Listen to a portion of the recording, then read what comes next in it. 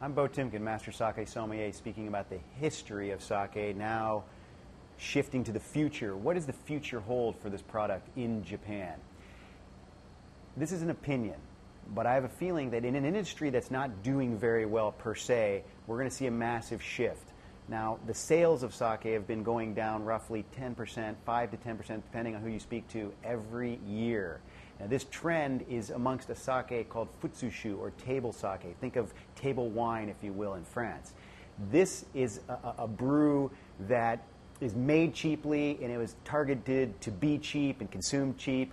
And what I am hoping is that in the future, quality comes down the ladder a little bit, that some of these futsushu or these table sakes now reach a point where they're so drinkable that a demographic, a shift will come away from more affordable alcohols back to sake.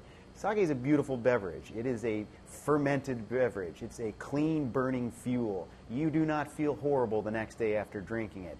That's an inferior product would give you the hangovers and what have you.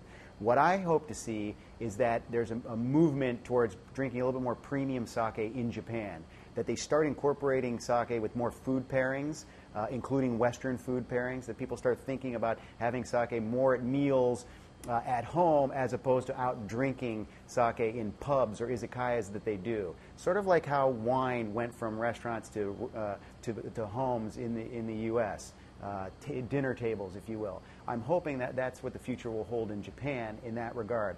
I'm also hoping that a younger demographic will embrace sake and start really drinking enough to really support the industry and have some of these young, ancient, what am I saying young, these ancient breweries, some dating back to 1147, 1593, that they start embracing their local brewery and start drinking product enough again to keep these guys on the up and up.